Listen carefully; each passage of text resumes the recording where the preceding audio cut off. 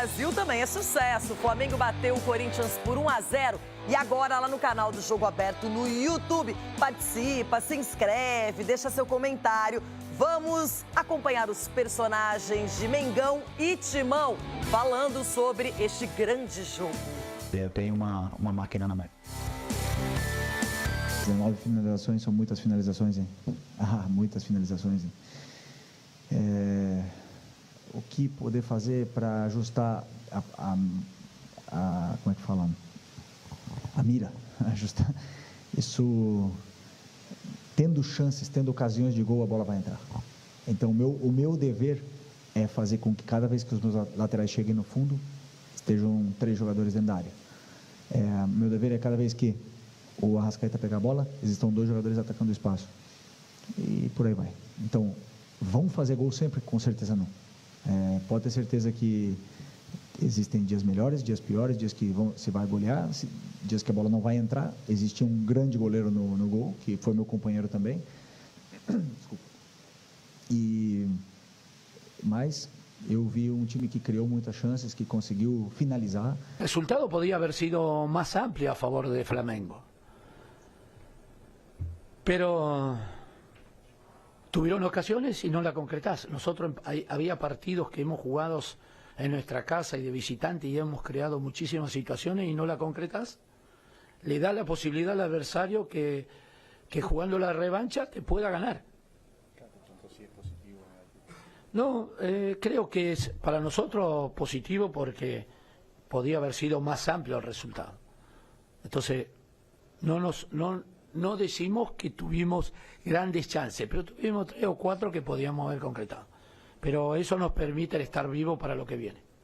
A gente sabe como é difícil você trocar no meio da temporada todos os jogadores ou alguns jogadores e aí acaba se trocando o técnico, mas longe de ser só culpa dele, acho que a culpa dos resultados são de todos os jogadores também, cada um tem sua parcela de culpa nas derrotas que a gente teve, nas eliminações que a gente teve, então acho que esse reflexo ficou muito claro no domingo, que as pessoas não estavam contentes com o trabalho de todos, e quando há essa mudança, há essa reflexão, acho, de todos os jogadores, de que também se sentem culpados pelos fracassos que a gente teve, né? O primeiro tempo foi um pouco abaixo do que a gente esperava, um pouco não bem abaixo do que a gente esperava, mas mesmo assim a gente conseguiu suportar a pressão do time qualificado que é o Flamengo e acho que dentro das proporções do jogo, 1-0 foi um resultado bom pra gente, porque a gente agora vai pra casa, a gente decide em casa e dentro de casa a gente é muito forte, a gente sabe do nosso potencial dentro de casa e a gente vai buscar a classificação. Contra o Juventude a gente perde o primeiro jogo, a gente recupera dentro de casa fazendo um grande jogo e não vai ser diferente. A nossa torcida é incrível, a gente sabe que a nossa torcida faz gol junto com a gente e a gente vai precisar muito dela porque a gente vai forte para esse jogo dentro de casa e buscar a classificação. Eu vou me ater em relação à situação do Gabigol, porque a gente viu ali no telão, vê ali, só que não dá para ver onde é que começa o lance, então eu não quero, o frame, eu não quero entrar nessa seara, porque o que acontece? Cada um começa o lance onde quer. Mas é o que eu estou te falando, é vergonhoso a falta de critério, dar um amarelo numa jogada para um, não dá para outro, eles vieram para cá. Não vem na má intenção, e ninguém está falando aqui de má intenção, nada disso, estou sendo claro aqui, mas vem pressionado porque é essa vergonha que está, e eles também não ajudam muito, entendeu? Passam aqui, não é para conversar com a gente, mas os jogadores dentro de campo reclamando que não conversam com ninguém, altamente áspero.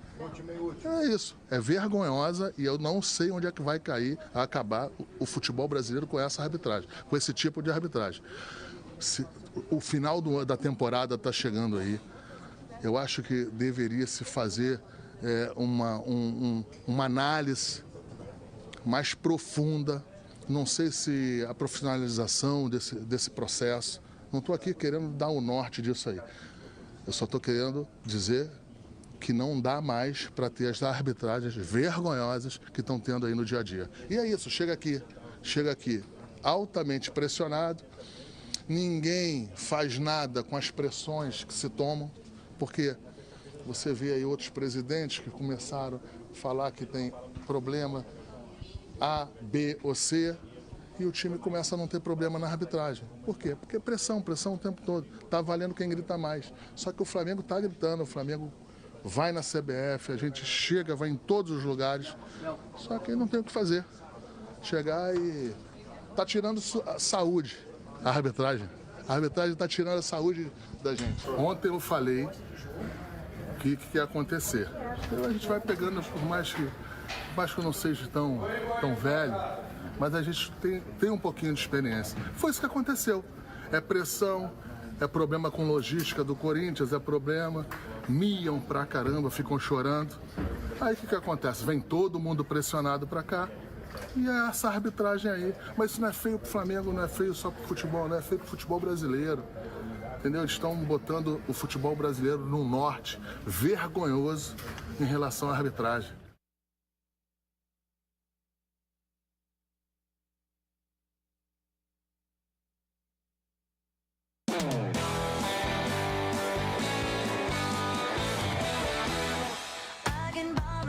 Gente, a Copa do Brasil pede passagem aqui no Jogo Aberto. Já vamos falar tudo que aconteceu na noite de ontem, comentários, análises, lances mais polêmicos, tudo junto com o nosso Dedê.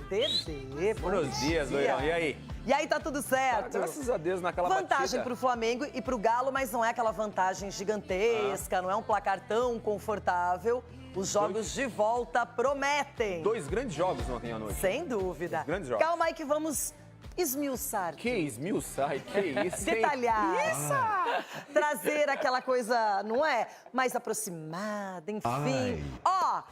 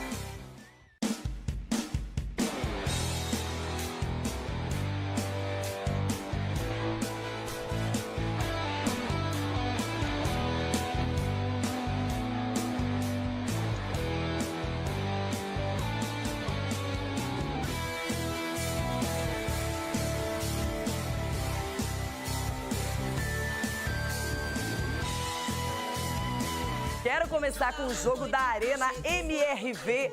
2-1 para o Galo de virada, Dedê. Senta aí. Obrigada, Dedê. Muito obrigada. Aí, cellfone. Deixa aqui o celular, não é? Agora, Dedê, vai lá. Começamos bem a Copa do Brasil, pelo menos essa fase semifinal, porque o Vasco sai na frente, abre o placar com o Felipe Coutinho, que jogou muito bem até cansar, e depois o Galo aciona Guilherme Arana, que na minha opinião foi o melhor em campo, e também Paulinho, que fazia uma cara, que não marcava um golzinho. Então a gente vai agora mostrar o que aconteceu. Fazia uma cara, faz tempo que eu não ouço isso aí, hein? Isso é quebrado, isso aí. Tô aprendendo. Isso aí é quebrado, hein? Hulk tentou um chute de fora da área, mas quem abriu o placar primeiro foi a equipe carioca. Aos 13 minutos, após um rápido contra-ataque, Felipe Coutinho balançou as redes, fazendo 1-0. Esse foi o segundo gol do camisa 11 na sua volta ao Vasco. Após a desvantagem no placar, o Galo partiu para cima e viu Léo Jardim fazer 2 grandes defesas. Já aos 37 minutos, em uma bela jogada atleticana, Hulk serviu Guilherme Arana. O lateral da seleção brasileira fez um verdadeiro golaço. Uma jogada de videogame, sem chances para o goleiro vascaíno. 6 minutos depois, ele de novo, Arana. Após um bom cruzamento, serviu Paulinho, que fez valer uma das mais importantes leis do futebol, a lei do ex. Paulinho é um jogador fundamental para nós. uno dos jogadores mais importantes, sem dúvida. Um ator teve um papel coadjuvante fundamental na noite. O treinador Gabriel Milito, cuja formação deu total liberdade a Guilherme Arana, o protagonista do jogo.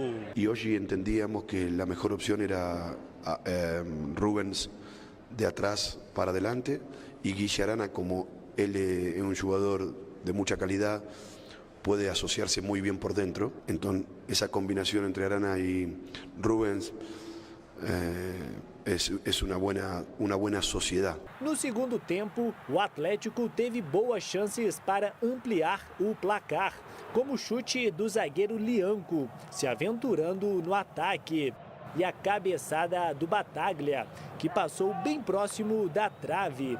Contudo, na parte final da partida, as melhores chances foram do Vasco. A gente não veio para se defender aqui, a gente sabe da força do Atlético, mas a gente também sabe que é muito difícil. Apesar da derrota, o treinador Rafael Paiva acredita na classificação. Nós saímos com o sentimento de que o jogo está vivo. Em São Januário nós somos muito fortes.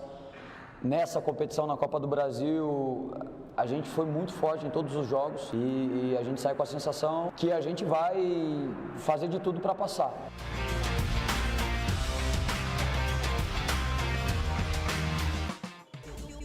Grande jogo.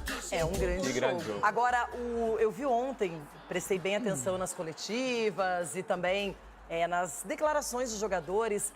E os atletas do Atlético, o Arana até falou sobre a partida contra o Fluminense, que para eles foi perfeita. Porque mata-mata você precisa passar, não adianta só pensar em espetáculo e tudo mais. E o Galo teve o controle emocional, sai atrás do placar, vira o jogo. No segundo tempo criou para ampliar o placar, mas aí acabou não acertando o alvo. Mas é um time que ontem foi muito bem ajustado, conseguiu aproveitar o fator local, o fator casa. Só que o placar de 2-1 deixa o Vasco vivo. Vasco vivo, concordo com você. Me surpreende pelo lado do Vasco a atitude que o Vasco teve, porque em algum momento o Vasco adiantou a marcação, marcava a saída de bola do Galo. Felipe Coutinho tinha, pelo menos no primeiro tempo, muita liberdade, então ele estava conduzindo bem ali as jogadas no meio do campo. A a competência, melhor dizendo, do Galo, foi que o Galo conseguiu fazer o gol antes de ir para o intervalo. Porque se vai para o intervalo com 1-0 a favor do Vasco, o segundo tempo seria muito mais tenso. Então foi um jogo bem interessante, porque o Vasco mostrou personalidade e confirmou o que a gente vem falando, né? De ser esse time chato, de ser o time que não desiste da jogada. E o jogo lá em São Januário, como disse ali o Rafael Paiva, vai ser bem difícil para o Galo. Agora, para o Paulinho, que é um atleta muito importante nesse grupo comandado pelo Milito, foi interessante fazer esse gol também, poder voltar a confiança. Ele falou que estava com problema ósseo, até declarou isso. Agora, é importante para o Galo que, além do Hulk, o Paulinho apareça.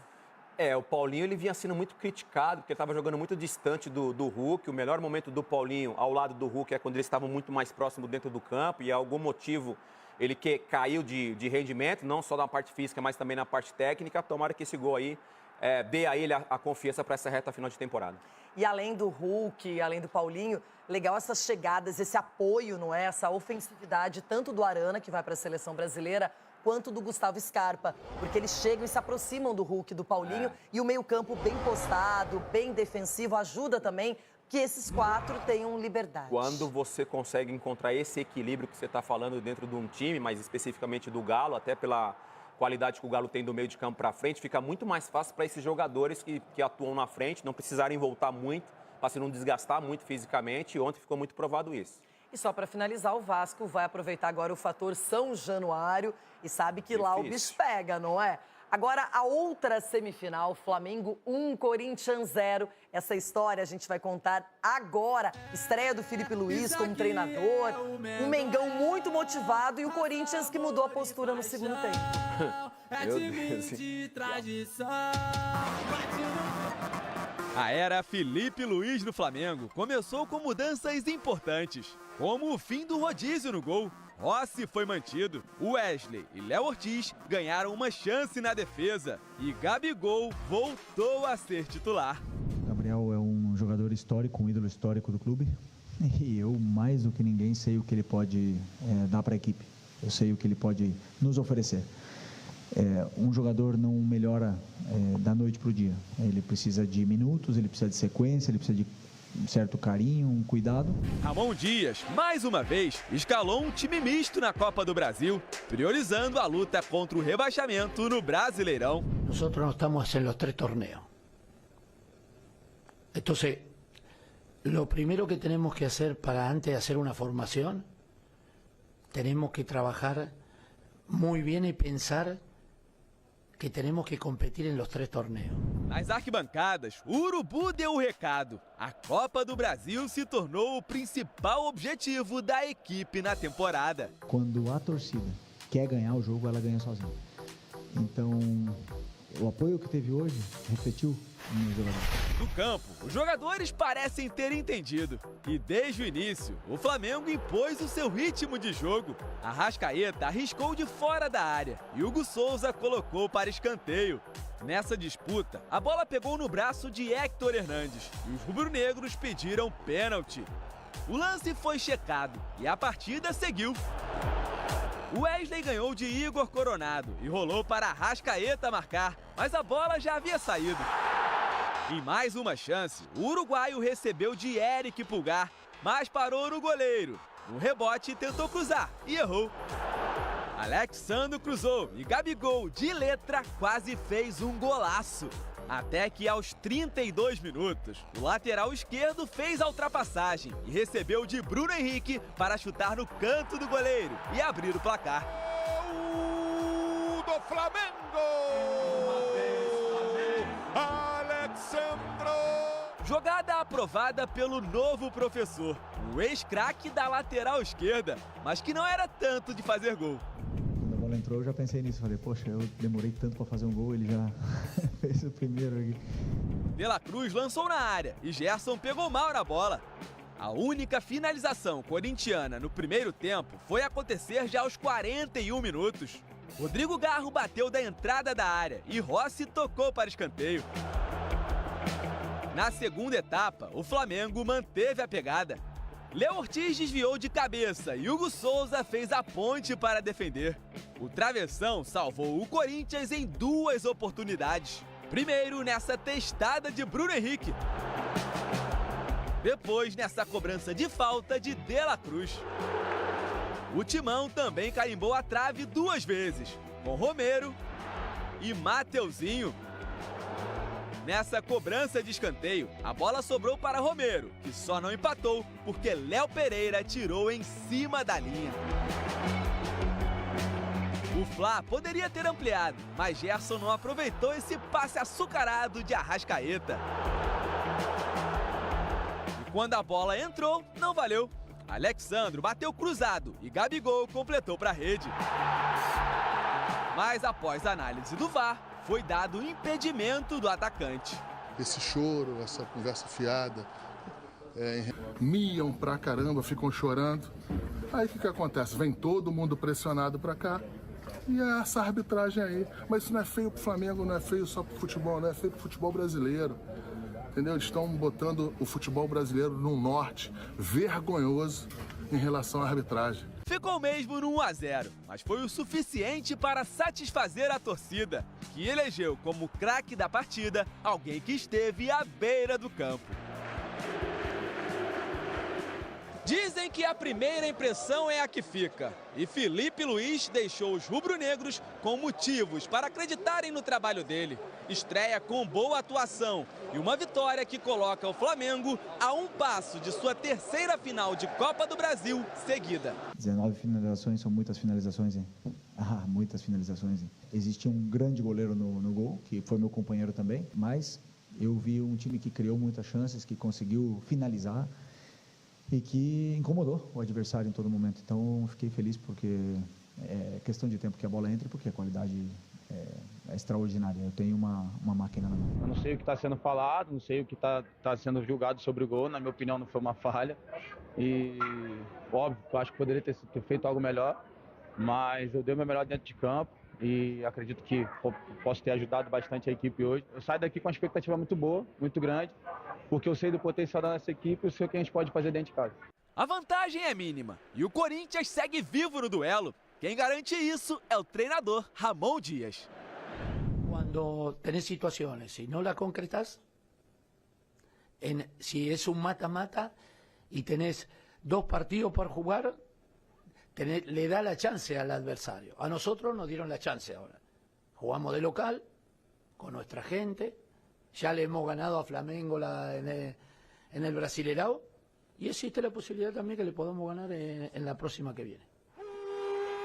São duas sensações diferentes. O Flamengo venceu, tem a vantagem, construiu para fazer um placar bem elástico, poderia até ter goleado pelo volume de jogo, porém o Corinthians com 1-0 volta vivo. Vale lembrar que perdeu para o Juventude na fase anterior por 2-1 fora e depois 3-1 em casa. Então isso dá esperança para o Corinthians e para o Flamengo traz alento, porque o time mostrou garra, vontade, intensidade, interesse no jogo. Caramba, que jogo do Flamengo, hein? O Ramon Dias falou que o Corinthians em casa é forte diante do torcedor. Também disse na coletiva, né, que quando você tem essas oportunidades, você precisa finalizar, precisa fazer o gol, matar logo o jogo nessa fase classificatória. Então deu esperança, né, pro Corinthians fazer um jogo melhor, mais vistoso. Por outro lado, Leirão, mesmo jogando em casa, você vai precisar sair um pouco pro jogo.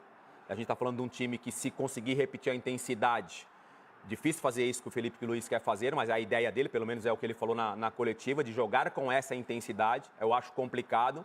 Então o Corinthians vai ter um jogo bem difícil. Apesar de jogar em casa, precisando se expor um pouquinho mais, com a qualidade que o Flamengo tem, vai ser mais um jogo complicado aí. E ontem o craque da partida foi o Hugo Souza, ex-Flamengo, que você até falava que fez jus a cada centavo pago. R$500 mil o Corinthians pagou para ele poder atuar na noite de ontem. E ele foi o grande destaque, defendeu, apareceu, muitas bolas bem complicadas na cara do goleiro, ele foi lá e resolveu o problema. E o Corinthians, até no segundo tempo, se soltou um pouquinho mais e o Flamengo cansou, logicamente, porque imprimiu um ritmo na primeira etapa absurdo, acima do normal, foi criando uma chance atrás da outra. Aí o Corinthians vem, bola na trave com o Romero, e o Flamengo vai lá e mais 2 bolas. O Corinthians teve uma com o Mateuzinho, mas estava impedido. Então, assim, um jogo muito movimentado, um lá e cá. No segundo tempo, agora no primeiro tempo, só deu Flamengo. Só deu Flamengo. Me arrisco em dizer que ali no segundo tempo também o Flamengo começa bem. Quando começa a pesar as pernas, o Matheus Gonçalves, por exemplo, jogador interessante, jovem, ele entrou muito desconectado do ritmo do jogo. Acho que você precisa aproveitar um pouquinho melhor a oportunidade nesse tipo de confronto. Do lado do Corinthians, quando ele corrige, Carille entra no segundo tempo, começa a ter um pouquinho mais de espaço devido a esse cansaço físico do Flamengo. O jogo ficou um pouquinho mais equilibrado, mas assim, até os 10, 15 minutos do segundo tempo, só dava Flamengo no jogo. Agora, bem no início da partida, aos 3 minutos de jogo, o Flamengo reclama de uma penalidade, uma bola ali no braço, na mão do Héctor, o centroavante escolhido para a partida pelo Ramon Dias, e avaliaram, o VAR analisou, o árbitro esperou o Wilton Pereira Sampaio e mandaram seguir o jogo. Aí está o lance mais destacado para cada um poder observar. Você está vendo o braço esquerdo? Muita gente comparou com o lance do Bastos no jogo do São Paulo, não é, da Libertadores. Você está vendo o bração dele esquerdo aberto? Do Héctor? Sim. Ele salta, óbvio. Não acho que seja um movimento natural. Está numa disputa de bola ali, tudo bem, mas esse braço ele está aberto, né? Então, assim, a gente fala muito aqui, Loirão, sobre negócio de critério de arbitragem, né? Se ele desse esse pênalti aí, eu acho que não ia ter discussão nenhuma. Por causa... o Ronaldo discutiria. O Ronaldo se ele, sabe assim, não ia ter discussão. Eu vendo o lance, revendo o lance do jogo, eu teria marcado a penalidade por causa desse braço aberto. Eu teria marcado. E já ouvi gente de ontem para hoje falando que é um lance normal, que não teve a intenção e tudo mais, movimento natural, aquela coisa toda. Eu teria marcado o pênalti. Agora, quem precisava mesmo de um gol além do Flamengo era o Gabigol, uma questão pessoal, não é? Ele não vai às redes desde o jogo contra o Criciúma na 18ª rodada. E ele fez esse gol, só que foi anulado. Eu quero saber se, na sua opinião, foi bem anulado ou não, impedimento. Justo, hein? Tá bem justo. Tem várias imagens circulando por aí que deixam dúvidas. Na hora parecia impedido na transmissão. Na hora do gol, que é uma câmera de frente, parece que o Gabigol estava com o corpo bem à frente. Uma câmera de frente pro Gabigol. Aí eu falei, poxa, não vai ser gol. A câmera que traça a linha, que mostrou pra gente ali o VAR, ali eu vejo o Gabigol, assim, um pouquinho à frente. Bem ajustadinho, mas eu teria tomado a mesma decisão que a arbitragem tomou, dando o impedimento. Mas é um lance foram polêmico. os lances mais controversos da partida. Agora, eu queria destacar também o Alexandro, que até você achava que o Ayrton Lucas poderia aparecer como surpresa. Mas não só ele e o Bruno Henrique começaram essa jogada do gol, como ele simula que vai cruzar e ele chuta e faz o gol. E para um jogador que está voltando, que ainda está pegando o melhor ritmo de jogo, foi bem importante definir esse placar. A posição do Alexandro, a posição essa lateral, você precisa estar muito bem fisicamente para você render. O lance do gol do Alexandro, bem no começo do jogo, o Gerson faz um cruzamento de perna direita e o Hugo tenta adivinhar e consegue naquele caso. Nesse gol aí, ó, você vê que ele está esperando um cruzamento e ele acaba sendo surpreendido e sofrendo o gol. Muito bem, já seguimos o assunto.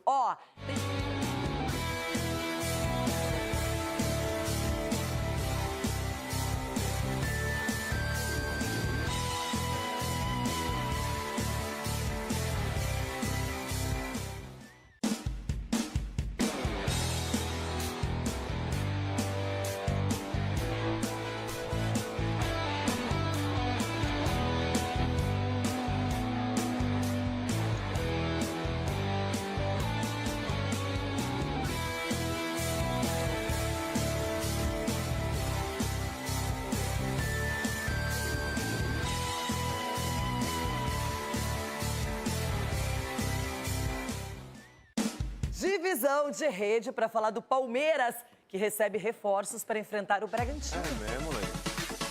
É mesmo.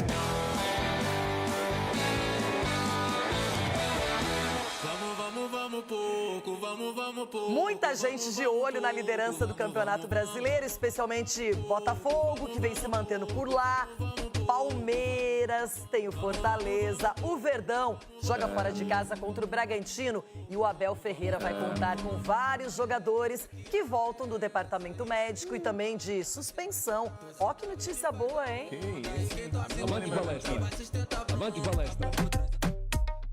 O elenco do Palmeiras está de bem com a vida. O assunto do momento é quem é o melhor DJ da academia. Qual que é o nome daquela música que toca lá na academia? Quem é o melhor DJ? O melhor DJ? Aqui é o Richard. É você?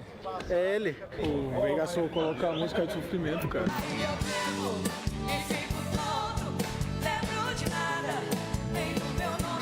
Ele é Richard.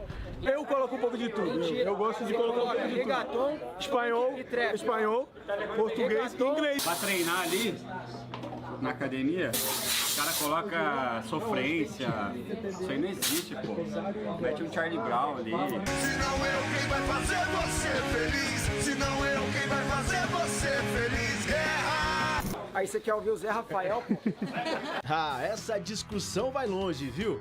E brincadeiras à parte, Richard Rios e Zé Rafael, que estavam suspensos contra o Atlético Mineiro, estarão à disposição diante do Bragantino. O camisa 8, aliás, utilizou o tempo das suspensões, incluindo aí a da confusão com o Rodrigo Nestor, para recuperar bem a parte física. Acho que para mim, principalmente, foi um período, apesar de ruim, positivo, essa suspensão, esses jogos fora. Eu consegui me preparar bem, tratar de um problema crônico que eu estava tendo, né, físico na minha coluna, e onde eu não estava conseguindo desempenhar o meu melhor, e acho que esse tempo foi um tempo útil para que eu pudesse me preparar, para que eu pudesse fortalecer. Além da dupla de volantes, o técnico Abel Ferreira pode ter reforços vindo do departamento médico.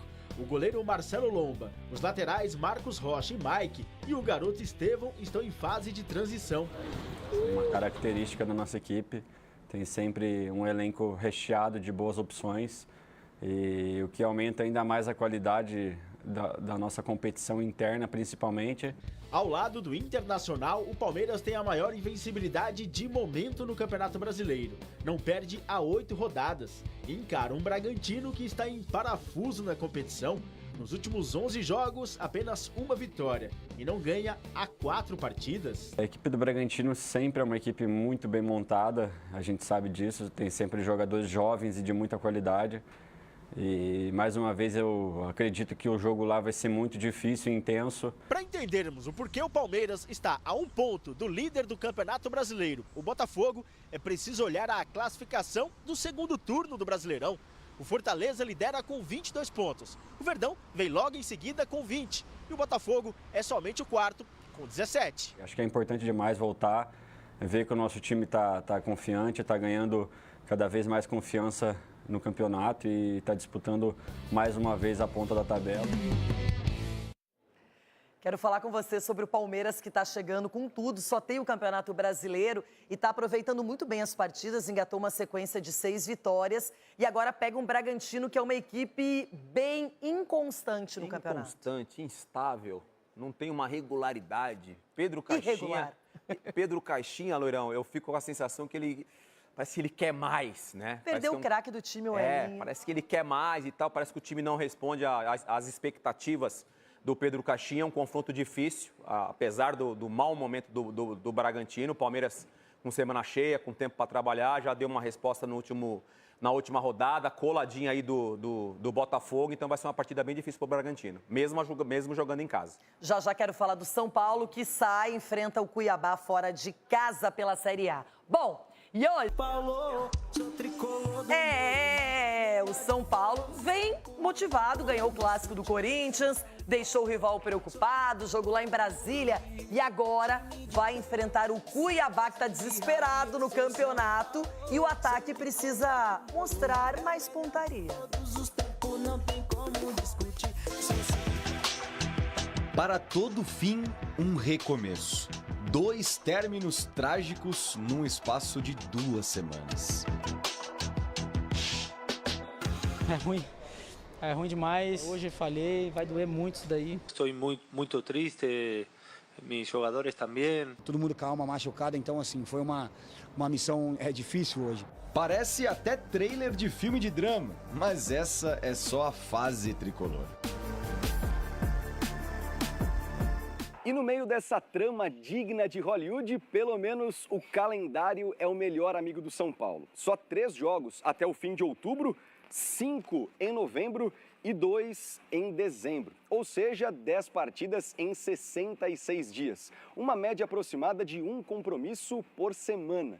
Nada mal para quem estava acostumado a entrar em campo 8 vezes por mês. Agora a gente precisa de tempo para a cabeça, para a gente voltar para o campeonato uma semana inteira, refrescar a cabeça, refrescar o corpo, e a gente tem mais 10 jogos ainda, e a gente pode chegar entre os primeiros com toda certeza.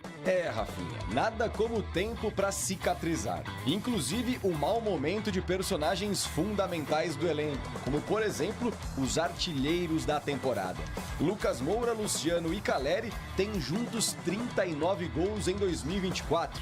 Praticamente metade dos 79 marcados pelo São Paulo no ano. Caleri e Luciano fizeram só 1 gol cada nos últimos 9 jogos, sem contar os lances perdidos pelo camisa 9 contra o Botafogo, seja no tempo normal ou nos pênaltis. Falando em penalidade desperdiçada, Lucas é outro caso.